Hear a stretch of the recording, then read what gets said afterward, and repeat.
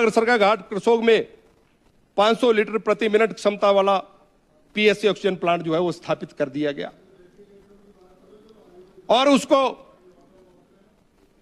उसको चलाने के लिए उसमें की सरकार ने आउटसोर्स पर ऑक्सीजन प्लांट ऑपरेटर की भर्ती कर दी। लेकिन दुख की बात, आदरणीय चंद्रशेखर जी, सरका घाट का हॉस्पिटल भी इसमें है।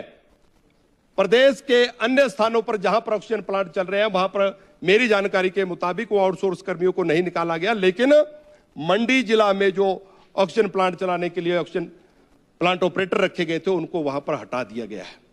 प्रश्न का जवाब आया है कि उनको 10/1/2025 से उनकी सेवाएं बंद कर दी गई है और पुनः शुरू करने पर अभी मामला विचाराधीन है। ऑक्सीजन प्लांट बंद कर दिया गया, सरकार रोबोटिक सर्जरी की बात कर रही है और उस ऑक्सीजन प्लांट का एक पार्ट खराब हो गया था सुंदरनगर में, उसको ठीक करने के लिए वर्तमान की सरकार ने 6 महीने का समय लगा दिया। ये स्वास्थ्य सुविधाओं की बात कर रहे हैं और ये ऑक्सीजन प्लांट ऑपरेटर मंडी में क्यों हटाए गए? माननीय स्वास्थ्य मंत्री जी, मैं आपसे निवेदन करना चाहता हूं कि आरकेएस के पास पैसा कम है, सिलेंडर खरीदने पड़ रहे हैं क्योंकि ऑक्सीजन प्लांट बंद पड़ गए हैं, उनको चलाने के लिए ऑपरेटर नहीं है और आज हम स्वास्थ्य सुविधाओं की बड़ी बड़ी बातें कर रहे हैं। और उसके साथ मुख्यमंत्री जी ने इस बार मुख्यमंत्री वृद्ध जन देखभाल योजना का भी जिक्र किया है कि मोबाइल वैन से 70 वर्ष के ऊपर के बुजुर्गों के लिए घर जाकर एम्बुलेंस वैन जाएगी और वहां पर उनके स्वास्थ्य की जांच होगी। हॉस्पिटलों की दुर्दशा, उसको लेकर चिंता पूरा सदन कर रहा है, सत्ता पक्ष के विधायक भी कर रहे हैं, हमारे भी कर रहे हैं। हॉस्पिटलों की स्थिति खराब है और हम कह रहे हैं कि हम घर जाकर उनके स्वास्थ्य की जांच करेंगे, उनका इलाज करेंगे। और मैं इसमें भी एक जानकारी देना चाहता हूं कि Sundarnagar government polytechnic college Sundarnagar के एलुमनाइज ने एक 30 लाख, लगभग 30 लाख की लागत की एक एम्बुलेंस मेडिकल कॉलेज नेरचौक को दे दी। आदरणीय जयराम ठाकुर जी को उसमें चाबी दी गई और वो एम्बुलेंस लोगों की सेवा में वहां पर काम कर रही थी, लेकिन उस एम्बुलेंस का एक्सीडेंट हुआ और 6 महीने तक वो एम्बुलेंस जो है वो ठीक नहीं की गई। मैंने जब विधानसभा के अंदर मुद्दा उठाया तब जाकर माननीय मंत्री जी ने आदेश दिए, तब जाके वो एम्बुलेंस ठीक की गई। और हम नई नई योजनाओं की यहां पर बात कर रहे हैं। आईजीएमसी में पेट स्कैन की सुविधा की घोषणा हम पहले दिन से सुन रहे हैं, लेकिन अभी तक भी वो पेट स्कैन की मशीन नहीं लगी। लेकिन हमें धन्यवाद करना चाहिए केंद्रीय स्वास्थ्य मंत्री आदरणीय जगत प्रकाश नड्डा जी का, उनके आशीर्वाद से आज all India institute of medical sciences AIIMS Bilaspur में आज पेट स्कैन लग गई है। उसके लिए उनका, हम केंद्र सरकार का, नड्डा जी का धन्यवाद करना चाहते हैं। माननीय उपाध्यक्ष महोदय, सरकार ने नीड बेस की बात की थी। मैंने इसी सदन में पिछले सत्र में मामले को उठाया था कि मेरे विधानसभा क्षेत्र में पूर्व की जयराम जी की सरकार में 2 प्राइमरी हेल्थ सेंटर, एक प्राइमरी हेल्थ सेंटर बंदली और एक प्राइमरी हेल्थ सेंटर पौड़ा कोठी खोले गए थे। फंक्शनल थे, डॉक्टर स्टाफ वहां पर था, लेकिन उन दोनों को डी नोटिफाई कर दिया गया। और मैंने विधानसभा के अंदर जब मुद्दा उठाया, मैंने कहा नीरी से लेकर तत्तापानी के बीच लगभग 35-40 किलोमीटर के बीच कोई स्वास्थ्य संस्थान नहीं है।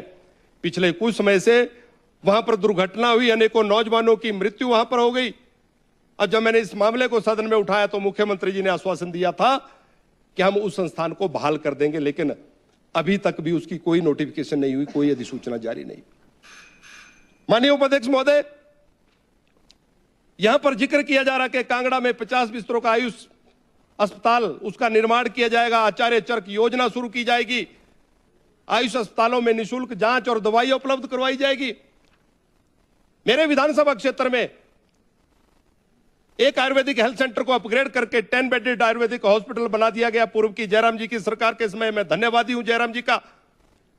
फंक्शनल था, काम कर रहा था, बहुत से लोग आयुर्वेदा पद्धति से अपना इलाज करवा रहे थे और हर दिन वहां पर 50 के लगभग मरीज अपना इलाज करवाने के लिए उस 10 बेडेड आयुर्वेदिक हॉस्पिटल में आ रहे थे, लेकिन उसको डी नोटिफाई कर दिया। उसको पुनः बहाल करने की कोई योजना नहीं, लेकिन अनेकों योजनाओं का जिक्र हम यहां पर कर रहे हैं।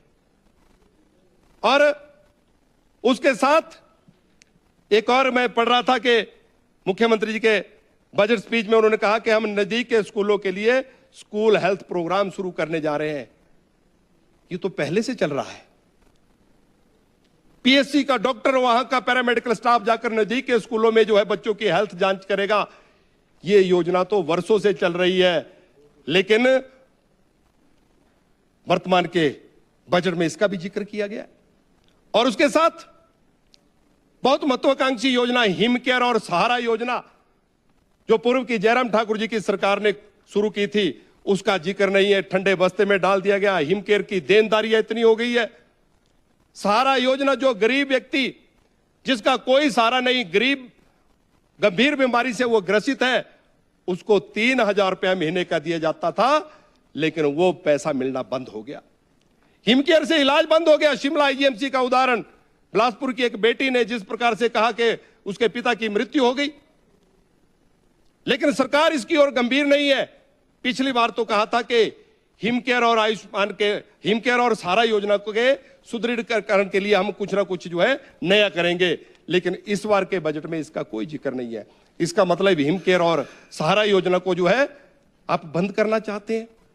माननीय उपाध्यक्ष महोदय, ये एक ऐसी योजना, मेरे विधानसभा क्षेत्र में एक युवती की मृत्यु हो गई। कांग्रेस का परिवार था, लेकिन एक युवा अवस्था में उस महिला की, उस बहन की मृत्यु हुई। मैं उस परिवार में जब गया, मिला और मैंने सांत्वना दी, और उनके पति जो कांग्रेस के कार्यकर्ता थे, उन्होंने कहा कि मैं धन्यवादी हूं जयराम ठाकुर जी का, भारतीय जनता पार्टी की सरकार का, जिन्होंने हिम केयर योजना शुरू की। अगर ये हिम केयर योजना शुरू नहीं होती तो मेरी जमीनें बिक जाती। लेकिन मेरी पत्नी का इलाज पिछले 3 वर्षों से चल रहा था, मुझे एक भी पैसा खर्च नहीं करना पड़ा।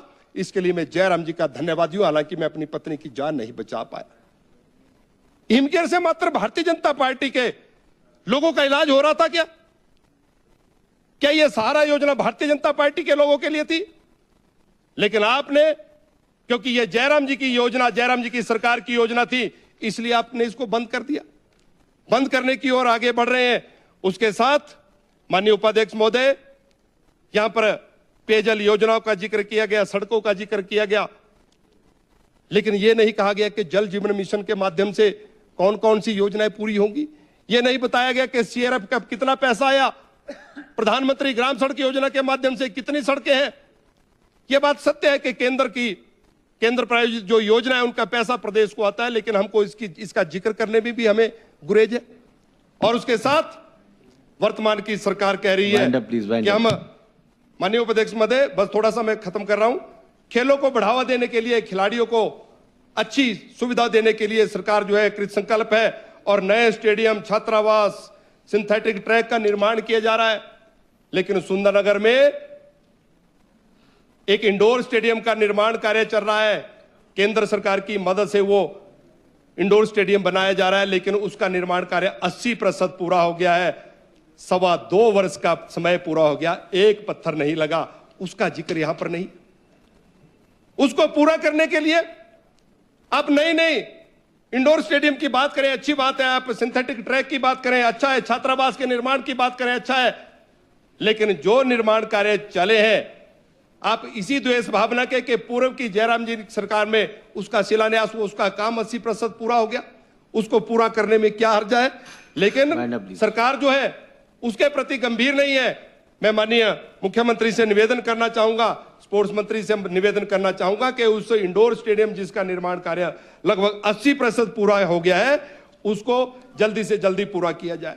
माननीय उपाध्यक्ष महोदय, मैं वर्तमान का बजट और पिछले बजट को भी तुलना कर रहा था। पिछले बजट में भी जिक्र किया गया था अवैध खनन मुक्त हिमाचल, अवैध तथा अनसाइंटिफिक माइनिंग के लिए जीए बेस्ड ऐप आरंभ की जाएगी। लेकिन एक उदाहरण मैं इस सदन में रखना चाहता हूं। हमारे सुंदरनगर में भारतीय जनता पार्टी का जिला का कार्यालय का निर्माण हो गया, उसके साथ वहां पर खनन हो रहा था। खनन को रोकने के लिए मैंने माइनिंग विभाग को कहा, मैंने स्थानीय प्रशासन को कहा, और प्रशासनिक अधिकारी वहां पर जाकर खनन कर रहे लोगों से कहते हैं कि जब भारतीय जनता पार्टी की मीटिंग हो तब ये खनन बंद कर दिया करो, क्योंकि ये लोग शोर मचाते हैं, उसके बाद आप खनन करते रहो। अनसाइंटिफिक तरीके से वहां पर खनन हो रहा है। Thank you very much. माननीय उपाध्यक्ष महोदय, अनसाइंटिफिक तरीके से वहां पर खनन हो रहा है, लेकिन उस खनन को रोकने के लिए ना तो विभाग के अधिकारी जा रहे हैं, ना प्रशासन, पुलिस प्रशासन वहां पर कोई काम कर रहा है। लेकिन उसके साथ माननीय उपाध्यक्ष महोदय, मैं धन्यवाद करना चाहूंगा पूर्व की जयराम जी की सरकार का, जयराम जी का, जिन्होंने विधायक क्षेत्र विकास निधि को लगभग 2 गुना करके 2 करोड़ पहुंचाया, जिन्होंने ऐच्छिक निधि को दुगना करके 12 लाख तक पहुंचाया। लेकिन इस बार के बजट में ना विधायक क्षेत्र विकास निधि का जिक्र है, ना ऐच्छिक निधि का जिक्र है। मैं मुख्यमंत्री से निवेदन करना चाहता हूं कि विधायक क्षेत्र विकास निधि भी हमारे चुने हुए प्रतिनिधि, चाहे वो इस पक्ष के हैं चाहे उस पक्ष के हैं, उस विधायक क्षेत्र विकास निधि के द्वारा लोगों के विकास के लिए, छोटे छोटे कार्यों के लिए विकास निधि होती है, आप इसमें भी इजाफा करें, ऐसा मैं निवेदन करना चाहता हूं। माननीय उपाध्यक्ष महोदय, मैं 2 पंक्तियां कहकर अब अपनी बात समाप्त करता हूं। तुम्हारे पांव के नीचे कोई जमीन नहीं, तुम्हारे पांव के नीचे कोई जमीन नहीं, कमाल है कि फिर भी तुम्हें यकीन नहीं। और माननीय उपाध्यक्ष महोदय, ये जो बजट अनुमान 2025-26 माननीय मुख्यमंत्री जी ने 17 मार्च को प्रस्तुत किया है, ये मात्र आंकड़ों का मायाजाल है, ये जन विरोधी बजट है। मैं इसका समर्थन करने में असमर्थ हूं। आपने मुझे बोलने का समय